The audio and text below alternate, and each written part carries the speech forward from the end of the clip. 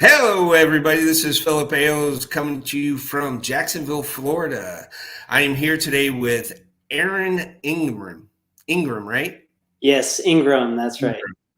Ingram. And the reason why I'm doing these is to allow the audience to connect with great people doing wonderful things for veterans, first responders, and law enforcement in the world because I try to have a global reach, and let's see what we can learn from today. So, Aaron, tell us a little bit about yourself.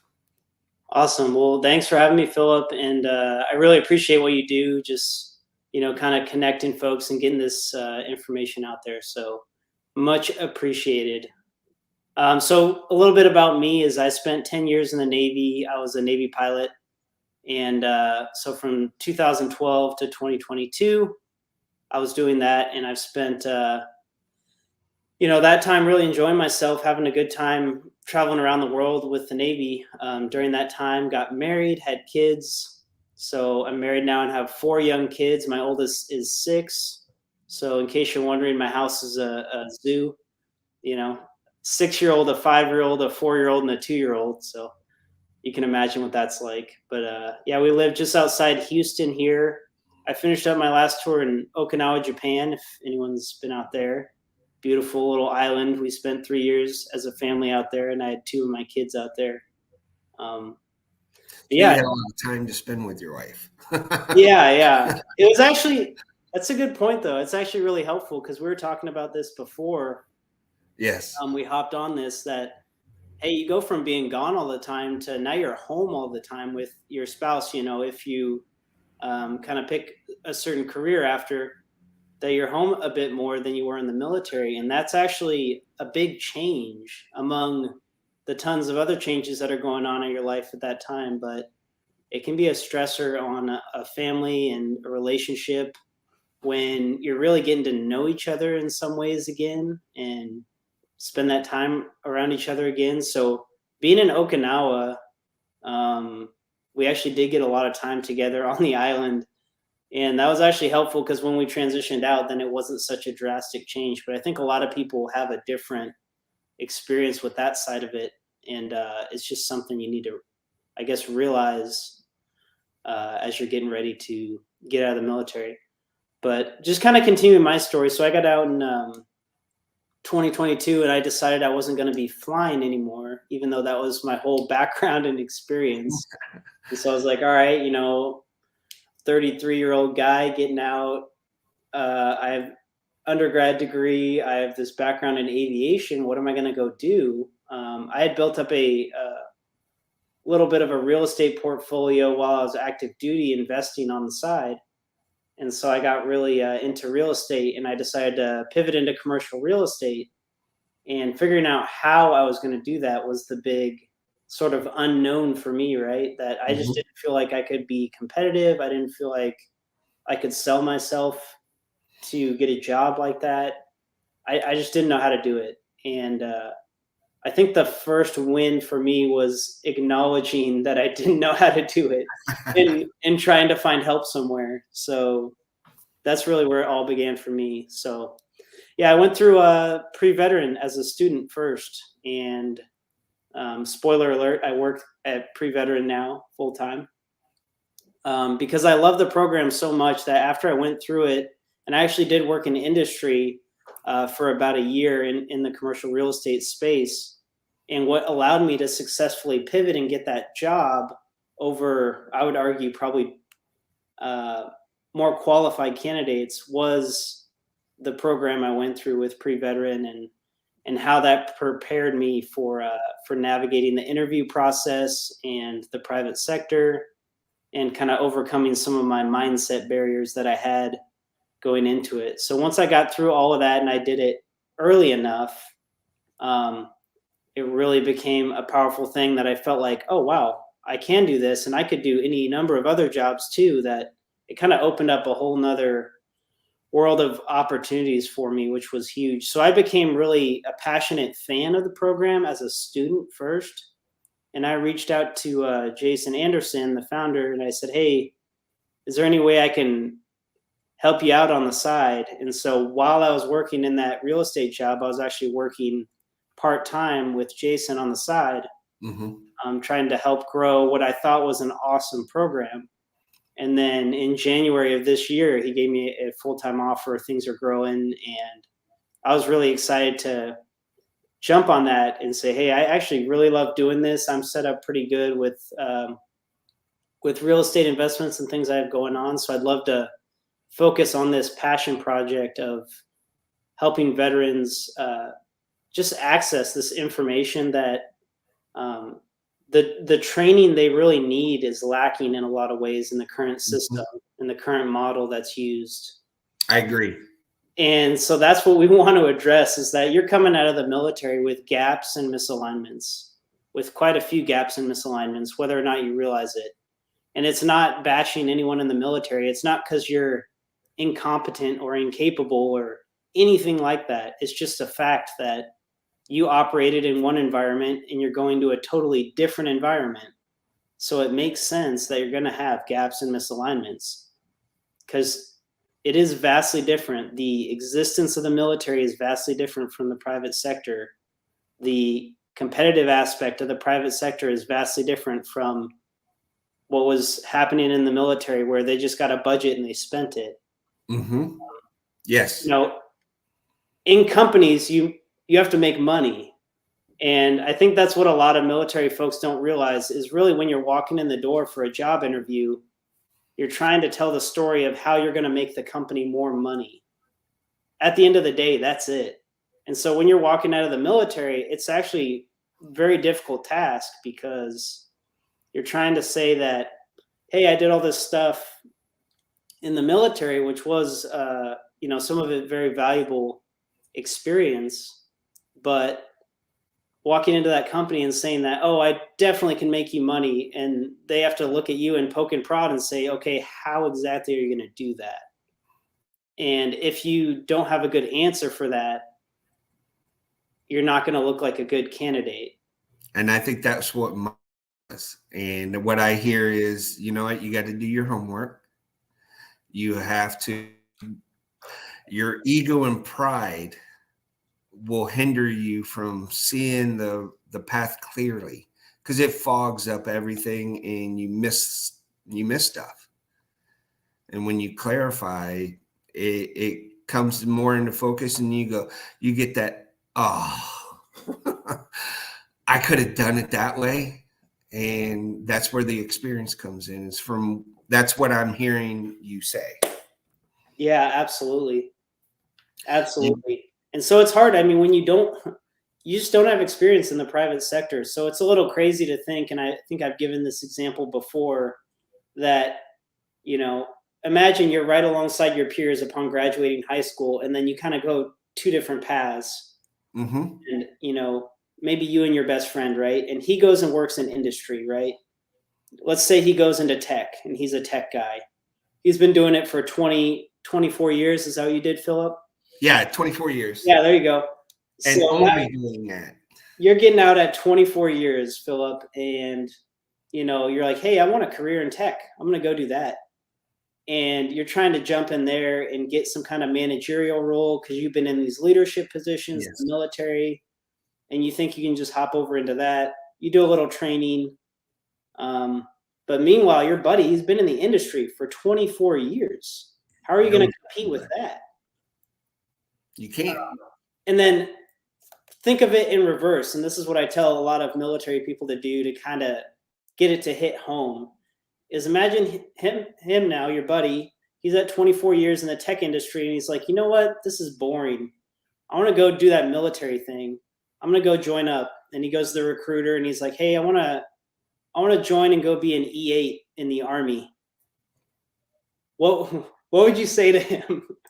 It's like, yeah, I've been 24 years in tech. I've led, I've managed budgets. I got this down. I'm going to go be an E8 in the Army. Sign me up. Yeah, that's not going to happen. Yeah, right. And we have to take that in consideration. It's the other way around as well. Right. And how did one of the things that I looked at is the communication aspect.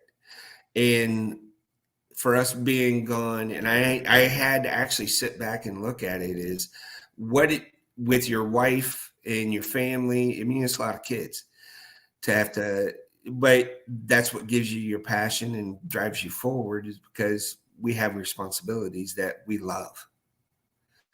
Uh, how's your communication with your family affected your, or just overall put you in the right mindset?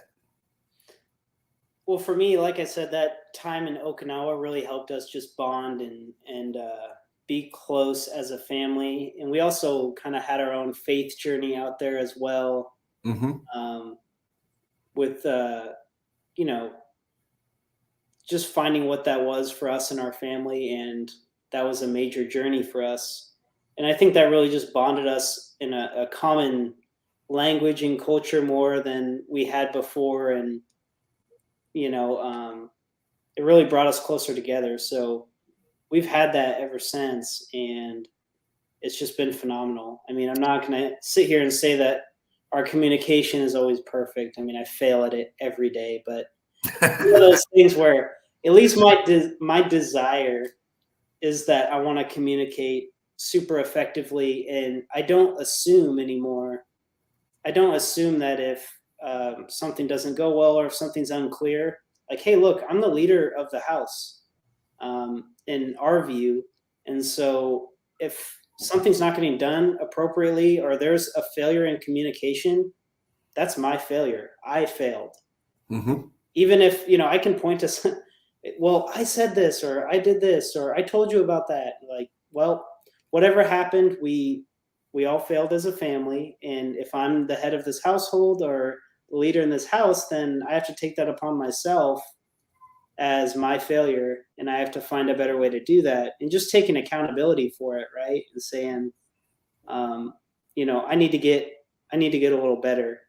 And I think you can apply that across, to the job search and the military transition thing, where I see a lot of people send out 100 resumes, or send out their resume to 100 different job offers, and they don't get any callbacks, and they're like, what the heck?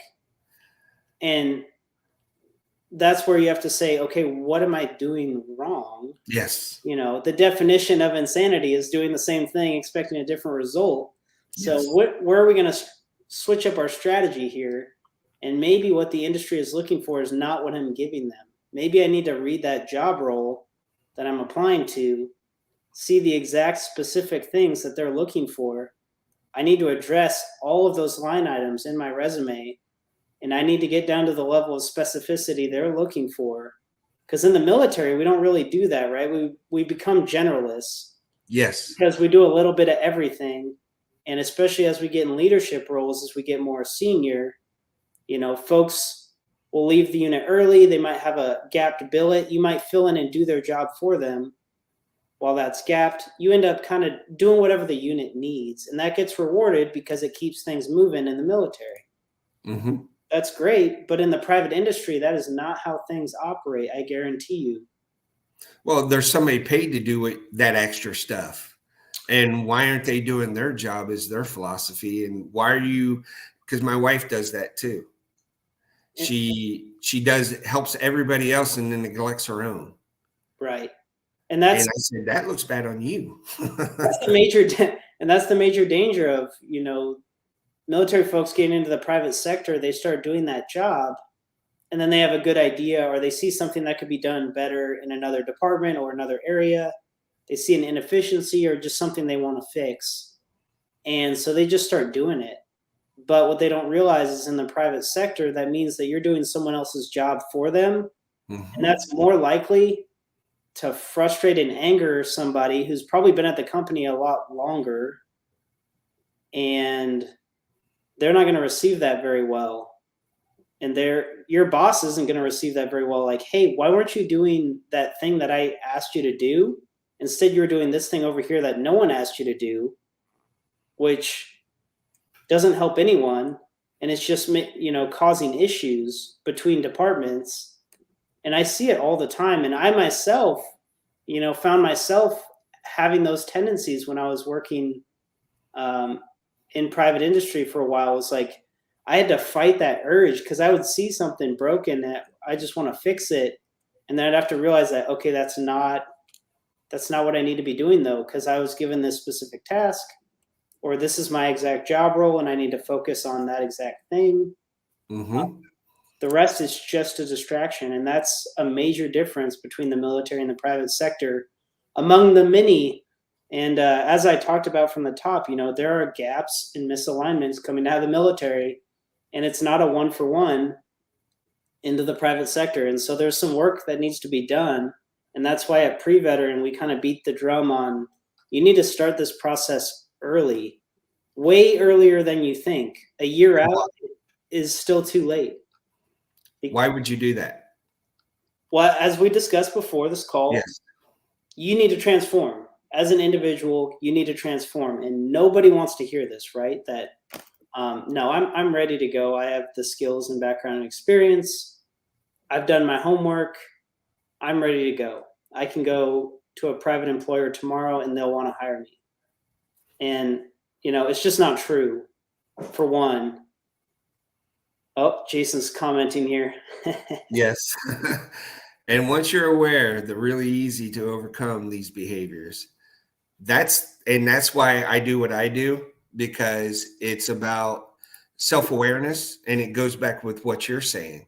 I agree with that. It all starts with you. You can't control anybody else. You no longer have, it's just your family and you. Right. And that's what we talk about is that, going back to that accountability piece, is you need to take it upon yourself that no one's going to own your transition more than you. You can go to these other nonprofits and people who want to help, genuinely want to help, but none of them are going to try to help you as much as you need to help yourself. Because, like you just said, it's you and your family. That's who's going to stick with you and be there. If you don't get that next job, whatever nonprofit you're working with, again, they might try to help you, but they're not going to have as much of an interest in paying your bills as you are. And so you need to be your own advocate for yourself. And the best way to do that is to get some really good individual training to help overcome the barriers that you have in these gaps and misalignments that we discussed, so that, hey, I want to understand the military transition environment. Mm-hmm. I want to understand the private sector a lot better. I want to start addressing these gaps and misalignments, and I want to give myself enough time to actually do the transformation that's required. Just like I did in boot camp, and just how it took me a couple of years to go through boot camp, kind of get inculcated into my first unit and become productive for my first military unit I was in. I was going from an individual to being part of a group. In order to reverse that process, guess what? It takes time, because you're going to become an individual again. And that's not a snap of your fingers. You know what I mean? That's going to take time, and you are going to have to transform yourself. You really are. And part of that is understanding the environment you're going into, getting the individual training and skills that the private industry is looking for and that they want to see in you.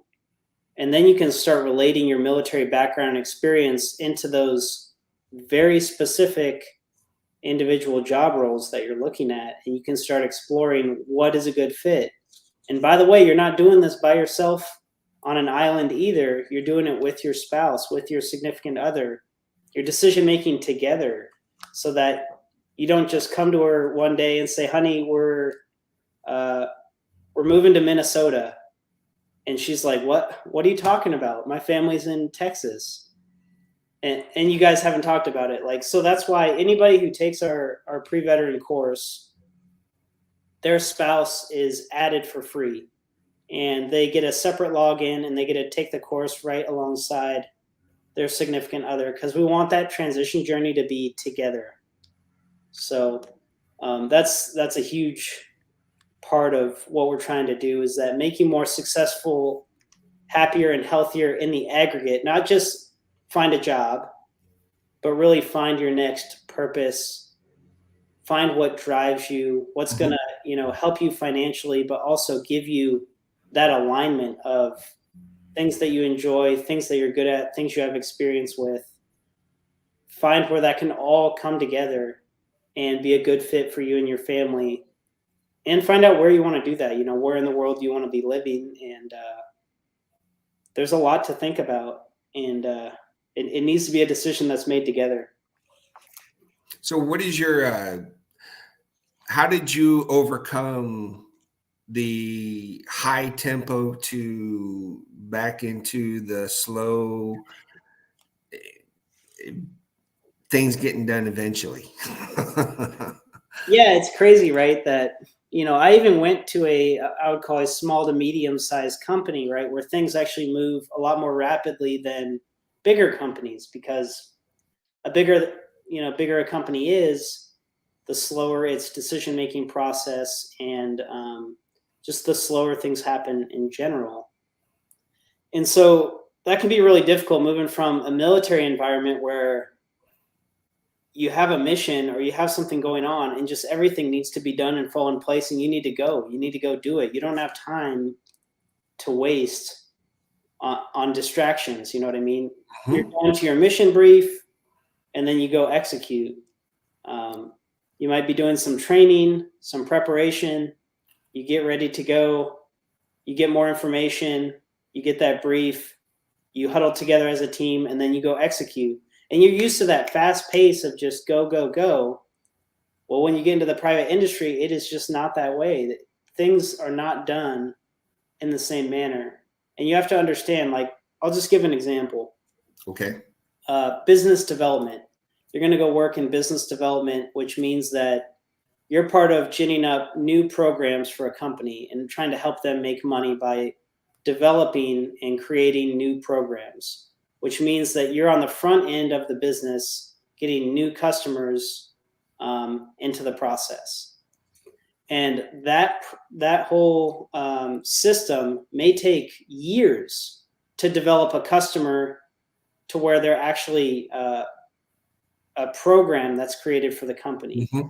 It might take years and dozens of interactions and meetings and coffees or lunches or whatever that is. So that time frame seems crazy to us, that like, I'm going to work for 2 years to maybe get this one customer.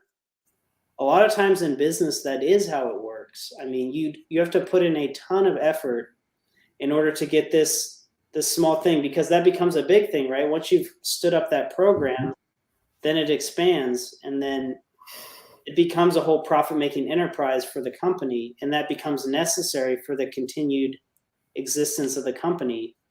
But understanding how long that time frame can be, you just have to start wrapping your head around it, because we tend to be impatient as military folks, and we want it to happen now. Like, okay, you're giving me a task. You're saying, go get this customer, land this customer, get a contract with them so we can stand up a program and make money as a company. If that's the task you give me as a military guy, I'm going to go try to execute. And guess what I might do? I might annoy the crap out of that customer and browbeat them so much that they walk away and they're like, you have annoyed me, and and what you're saying isn't making sense to me, and you just won't leave me alone, and you're being too aggressive, and that's a turnoff, and I'm out. And they go with the other company, right? Because you were impatient. Yes. Because you didn't understand the business process and how long it takes, right? So you end up becoming a car salesman. Right. So it's a constant struggle, I think, for military folks, and especially right after you get out. It's like, man, everything is so slow. Why can't we just get this done? So how did you find your value? So for me, I was fortuitous in that, I had been planning on the side throughout my career, kind of setting myself up financially for success, in that we had purchased some rental properties. Our first house that we lived in, kind of by happenstance, we ended up moving. Instead of selling that house, we rented it out, and we found out, oh, that's a thing you can do. And then people do it. And we bought a few more, and we're like, wow, this is great. So whenever I had a deployment or anything like that where I was making extra money, I saved all of that money, and then I socked it into an investment property. And I was out in Jacksonville, Florida at the time, and the real estate market was good. And so, yeah, things went well, and I really enjoyed doing that. And it was just fun to me. So that helped set me up for success and start wrapping my mind around business, how businesses make money, how all of that business process works. Because I got to work with, realtors, construction folks. I got to work with loan officers and everyone who had a different piece in this business. But I ended up having to see it as, I'm the CEO of a business. I'm hiring these folks as employees. How do I vet them and find the best fit for what I need in my business? And so it got to where instead of just Googling property manager and finding the first person, I had a process where I actually interviewed and found the best property manager for me that would be a good fit. And so I started understanding business a lot better just through that process. And then when I was getting out, I knew I enjoyed real estate. And so for me, pivoting to that was a great fit because I had a background with it and I had some knowledge and experience, and it helped me kind of bridge that gap. But for a lot of people, I think it's not so simple because they're going from an infantry background, or maybe they're driving a heavy vehicle, a tank, or they've done artillery, whatever the case may be, that they're just not seeing, how do I go from that to something totally different? And what are even the options out there? I don't even know what jobs exist out there. And I'll go back and beat the drum that, hey, we have this military transition 2.0 system that we've developed at Pre-Veteran, and a big component of that 2.0 system is that we're trying to get to folks much earlier in the process, and we're trying to advocate that they start their military transition much earlier, because that self-transformation is huge. It takes a lot of time. And with the individual training that we can provide, we can kind of show them the path that, hey, here's how you can be a better counselor to yourself, and here's how you can understand private industry and some of the barriers that you're going to face when you're getting out. And by the way, it's not crazy to have one skill set and then go do something totally different. A lot of people do that. A lot of people have to do that because they're going from a skill that isn't a one-for-one that they want to translate. So maybe they do want to do something different, and there are a lot of pathways to doing that, and we try to help show them the way. And when we say, military transition 2.0, we're deliberately trying to create a new term around the space, because that 1.0 old model is just not working. We're seeing the same outcomes over the last multiple decades. And we want things to change, right? Like I said, don't send out 100 job resumes, get 0 results back, and then keep doing the same thing. You got to change your approach if you want a different outcome. And that's what we're trying to do. What are because we're getting close on time, give me your top 3 things that people come to you that they have to change. Mindset is number 1. Mindset. And that's what we focus on at Pre-Veteran. We're a cognitive neuroscience company, just meaning that, hey, we kind of teach you how your brain operates and takes in information and processes things and generates the thoughts that you actually have popping into your brain. And that becomes super important because that process really dictates what actions you take at the end of the day. Because whatever thought you have, typically is something you're going to be very tied to. And to get an adult to change the way they think is a really difficult undertaking and task. But we've spent, the better part of 7 years figuring out how to do that. And I think we have a really effective system. And that kind of cuts across employment, wellness, all the issues we see in the transitioning veteran space. A lot of it does come from that mindset piece and the thoughts that are popping in your head. So we try to address employment because it's super important for you and your family. But what we're actually doing is a lot deeper than that, I think. So I would say number one is that mindset piece. Outstanding. Well, I greatly appreciate you coming today. How would people get a hold of you? Yeah, absolutely. So I'm on LinkedIn all over. Jason Anderson also on the platform. You can visit us at preveteran.com. Or if you'd like to donate and provide scholarships for junior enlisted military spouses, any of those, we have a nonprofit site as well at preveteranfoundation.org. Pre-veteran Foundation.org. foundation.org. And feel free to reach out to our executive director, Bill Barrington. He does a great job, and he would be happy to answer any questions on the foundation side. Outstanding. Hey, and I greatly appreciate your insight. And I think hopefully it was helpful to everybody out there that was listening in, that it definitely everything comes down to you and you taking responsibility for yourself. If you don't like what you see or how your life is going, only you can change it, because we have that capability now. And that's one thing I loved about my journey, is meeting people like Aaron, understanding that, you know what, I'm not alone. Because I think a lot of times we get depressed and we don't understand our value and what we bring to the civilian side. And I think our ego and our pride hinder us from that. And I greatly appreciate everybody that showed up today and that will see this in the future.